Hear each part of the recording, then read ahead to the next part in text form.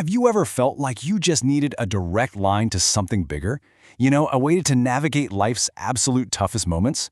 Well, today we're going to dive into exactly that. The incredible power of dua, or supplication. But here's the thing. To really get why this connection is so powerful, we got to start with a really fundamental question. One I'm pretty sure we've all wrestled with. Why is life so often just hard? Why all the challenges? The perspective we're digging into today offers a pretty profound answer. It basically frames our world, the dunya, as, well, a place of trials, an arena for tests.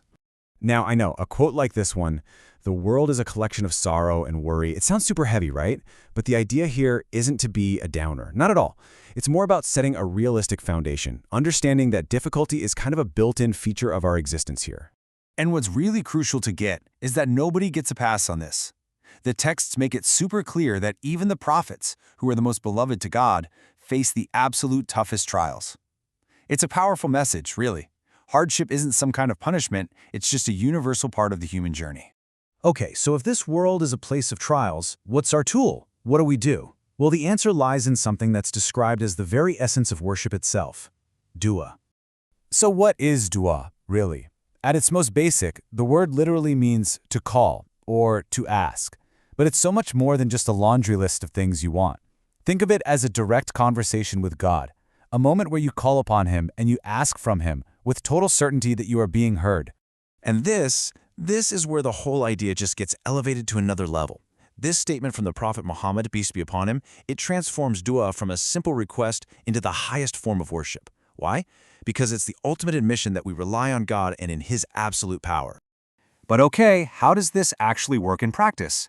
Well, the most powerful examples you'll ever find come from the prophets themselves, especially in their moments of the greatest, most desperate need. All right, first, just try to imagine this scene.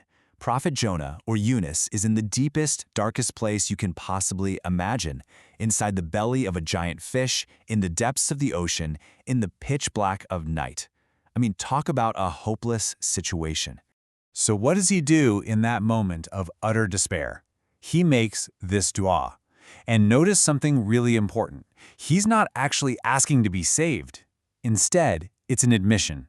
It's him recognizing God's perfect oneness and his own human flaws. And that profound act of turning back to God is what led to his miraculous rescue. And this pattern, this theme of turning to God when things seem absolutely impossible, it continues with the story of Prophet Abraham, or Ibrahim. Just for standing up for what he believed in, he was sentenced to be thrown into a massive, raging fire. As he's facing this terrifying scene, these were his words. Just a simple, powerful declaration of complete and total trust in God's plan. And what happened? God commanded the fire to become cool and safe for him. His faith, which he expressed through this dua, literally changed the laws of physics around him. And then you have the incredible story of Prophet Job, or Ayub. I mean, this man endured imaginable hardship. He lost his wealth, his family, and was hit with a severe, painful illness. And yet, through it all, he remained unbelievably patient. After years of this patient suffering, his dua was just pure humility. He simply stated his situation, "Adversity has touched me," and then he affirmed God's ultimate mercy. It wasn't a demand or a complaint, just a gentle, sincere plea. And in response, God restored everything he had lost, and so much more. Wow. I mean, these stories are just awe-inspiring, right? And it naturally makes you wonder, okay, how can we tap into this same power? How do we make our own supplications more effective? Well, the sources actually lay out this beautiful, recommended structure for it. It's a really simple three-step process. First, you begin with praise for God, acknowledging his greatness. Second, you send blessings upon the Prophet Muhammad, peace be upon him. And then, only after you've built that foundation of gratitude and praise, you pour out your heart and ask for what you need. It's a clear path that turns a simple request into a really profound spiritual act.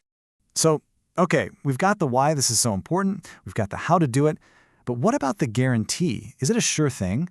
Well, this brings us to the most hopeful and empowering part of this whole thing, the promise of Allah. This isn't a maybe. It's not a we'll see. This is a direct, ironclad promise from God right in the Quran. Call upon me, I will respond to you. It's an open invitation, an unbreakable guarantee that no sincere call, no heartfelt dua ever goes unheard. So, the power is there, the line is always open, and the promise is real. The only thing left is for us to actually reach out and use it.